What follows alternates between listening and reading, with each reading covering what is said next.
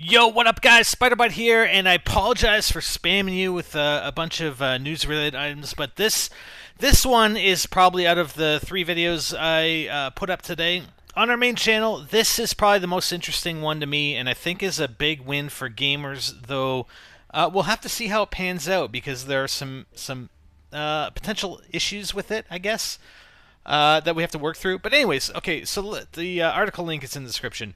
The title of the article is EU rules publishers cannot stop you reselling your downloaded games.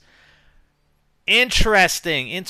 And this whole discussion, or part of this discussion, comes out about the resale of your used games and how there were rumors going about on PS3 for the PS4, the new PlayStation, the new Xbox 720 that were going to come out. There was a lot of discussion about how they were going to prevent you from reselling your physical copies, like your disc-based copies of your games. They're going to somehow tie it to the console, and they've came out since then and said that's not going to be the case. And I really think even if they did that, they'd run into the same legal problems as we see here.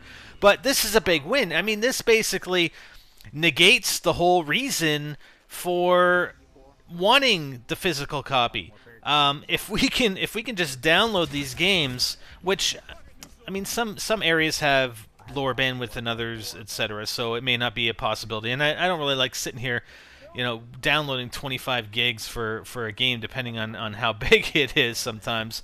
But it depends on your download speed, etc., and how much bandwidth you have available on a monthly basis. But the fact that this ruling says, hey, if I buy a game now on PlayStation Network, I can actually transfer that license to anybody else at any time I want. I can sell that license to somebody else. I'm done with the game. Yeah, I'm going to sell it to you right now. I'm going to sell it to you. Just watching the video right now. I'm going to sell you this game. And I can set whatever price I want. And then you actually physically transfer that license. Now, I mean, these sites aren't set up for that.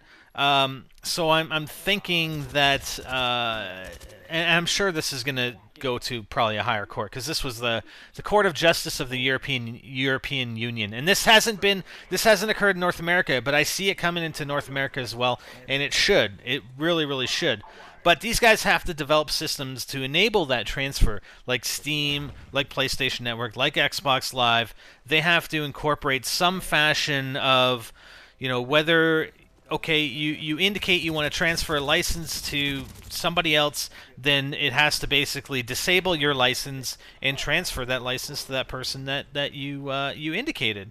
But I mean, that doesn't come cheap. I mean, they have to develop these systems, and also so the issue is, number one, they have to develop a back end to enable you to be able to transfer those licenses across the various networks that we buy digital content from. But also, it's okay. So let's say I have a friend and I want to, let's say we download Black Ops 2. Let's say I purchase Black Ops 2 as a digital copy, download it, and then I have a buddy who wants to play it. So I transfer the license, and then he downloads it, he plays it, and he transfers it back to me, and we just keep transferring it. Like, we just stagger the days and the times that we want to play the game. I think in order to mitigate that, I really do think they have to put in some kind of transaction costs. And I think, I'm not saying that they should, just to add cost to the consumer, but I think it just makes sense, and I think this is something they will do. I'm not saying I necessarily want them to do it, but I think it just makes sense, and it's something they will do in order to prevent just, mass transferring of licenses, just so people can play the games that you purchase and just transfer them back and forth. When somebody else wants to play it, you transfer it. Somebody else wants to play it, you transfer it. So I think there has to be some sort of transaction cost, and I think it should be based on the then current sale price of the game as a percentage. So let's say the current sale price for Black Ops online digital copy on PSN is $40, let's say. So I think maybe 10%, I don't know, 5%, whatever makes sense. I think it should be a portion, because I don't think it should be a static amount, because if you're transferring like a $5 PlayStation Network game to somebody else, the license, and selling it to them. I don't think it should be like a $4 transaction fee to do that. It should be based on a certain percentage of the digital retail copy or price of that game. But it's very interesting. It's good. It's good for us gamers because we purchase this content, and it's just like anything else. And it's not a diss on the publishers or developers. Okay, I have all kinds of stuff that, like anything I have in my house right now, I can resell, and it doesn't mean I have to. If I want to go buy a car, I don't have to go buy a freaking new car every single time I want a car. Maybe I want a used car. I mean, people have that option, and it's not a diss to the manufacturer. You're not supporting the manufacturer, on purposely or whatever, right?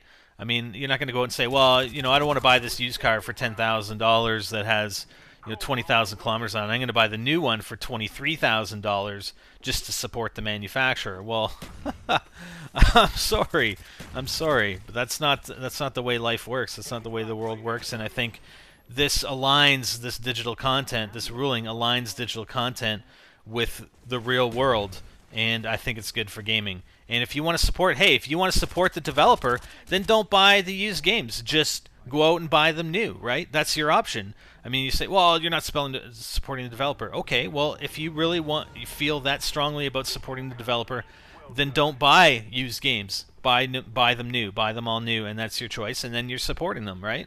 So that's it. I just think it's really interesting. I hope this ruling comes over to North America, Canada, U.S., and other regions. And like I said, I think it's good for the gamer. And honestly, hey, you don't want to put a disc drive in the well, yeah, I still like my physical copies. I still like my physical discs.